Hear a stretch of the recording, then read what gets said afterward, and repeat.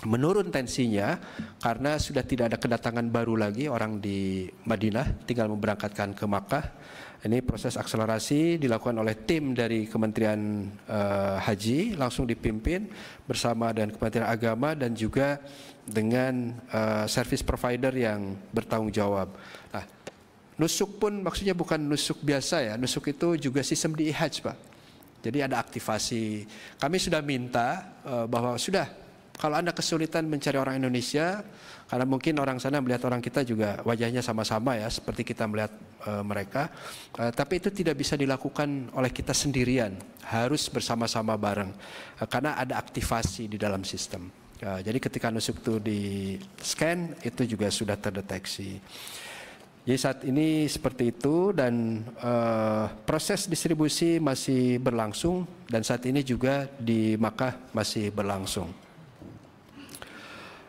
Ini yang saya sampaikan tadi, yang sebelah kanan ada kesesuaian antara manifest keberangkatan dengan data di IHAJ.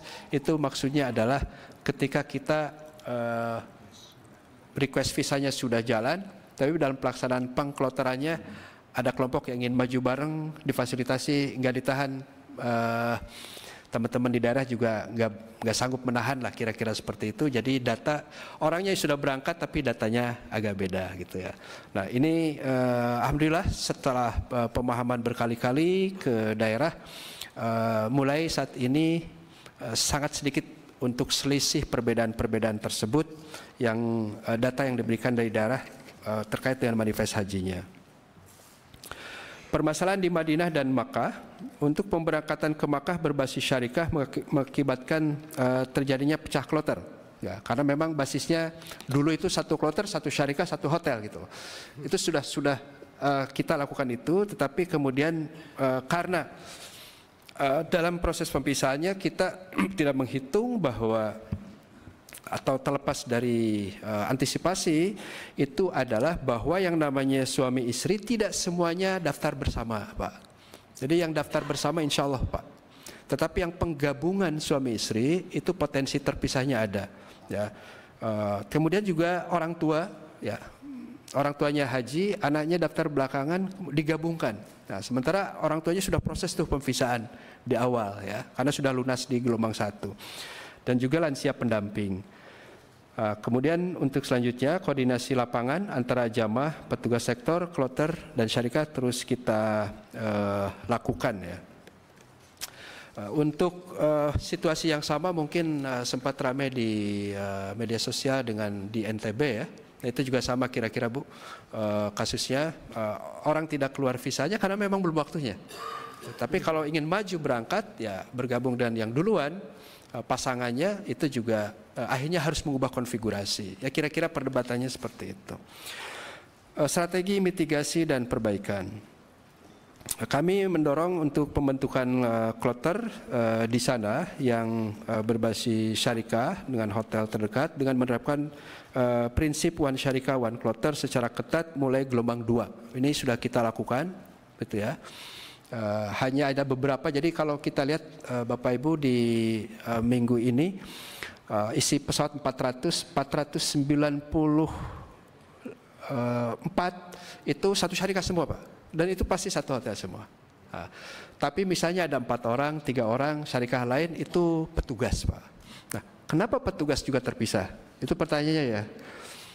Petugas itu tidak awal-awal tidak bisa kita visakan di awal. Kita tahu bahwa petugas itu mendapatkan tambahan itu kan di tengah-tengah, menjelang akhir Pak. Dan setelah mendapatkan visa petugas pun, Bapak ingat, saya belum bisa menetapkan mengetuk palu karena visanya juga belum dibuka. Nah, ini visa petugas baru dibuka di akhir. Jadi pengkloteran awal itu memang isinya murni jamaah, itu ya, pempisahan awal. Nah, kira-kira seperti itu. Jadi kita jaga lebih ketat, dan alhamdulillah kemarin Kerajaan Saudi memberikan apresiasi kepada kita dengan 2 hari terakhir dengan langkah yang kita lakukan setelah cukup lama berjuang untuk melakukan normalisasi dari proses itu. Cuma saya sampaikan juga kepada pemerintah Saudi, nanti di belakang-belakang ada lagi gado-gadonya.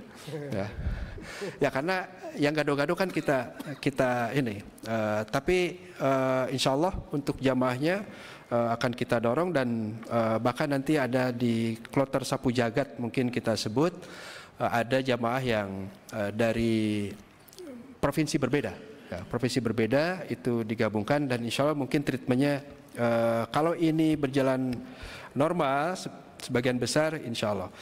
Jadi kekhawatiran Kerajaan Saudi itu adalah kenapa intensif dengan kami, jangan sampai ada jamaah susah masuk Makkah dan tidak bisa melaksanakan umrah wajib. Nah, karena itulah kita kemarin agak stick dengan syarikah itu, karena yang bisa menegosiasikan termasuk di penjagaan-penjagaan yang super ketat itu adalah syarikahnya, Pak. Yang kedua, kenapa untuk Indonesia ini harus saya sampaikan, kenapa untuk Indonesia potensi untuk lebih ketatnya banyak, Pak. Karena sudah terinfo beberapa penangkapan jamaah, Pak, yang bukan jamaah haji, tidak menggunakan visa haji. Di Madinah ada yang ditangkap, di bandara ada yang ditangkap, di beberapa tempat ada yang ditangkap. Saya diinformasikan karena ada kasus-kasus begitu, nanti pihak keamanan menjadi lebih hati-hati kalau orang Indonesia datang gitu. Ya, karena ada banyak, memang benar mereka itu pakai ziarah, pakai apa. Nah, inilah kenapa kemarin kami agak ketat, bukan tega ya, tapi agak ketat agar jangan sampai masuk ke Mekah tidak dalam pengawalan syarikahnya yang bisa menembus itu. Nah, saya kira itu. Kemudian strategi mitigasi dan perbaikan. Untuk akselerasi, next ya, untuk akselerasi distribusi kartu nusuk di bawah supervisi langsung Kementerian Haji, langsung Deputi Haji bidang hubungan kerjasama luar negeri, dan kita sudah membentuk PIC nusuk, Pak, dari Indonesia maupun dari Saudi, dan kami sudah membKO-kan sekitar 400 petugas kita dari Makkah ke Madinah, Pak.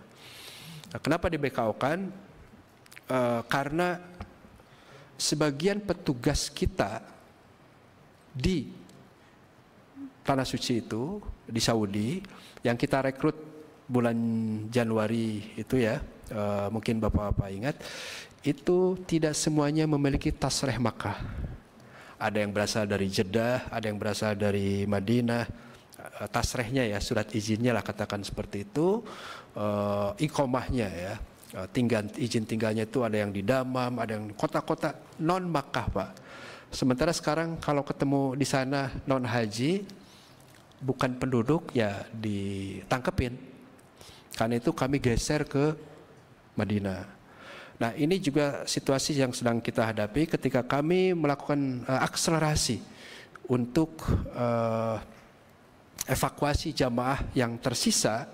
Ya, berarti pertama harus menjamin dengan syarikahnya dari 1 bis atau mobil kecil yang kita punya, ada coaster, ada macam-macam. Insya Allah armadanya siap.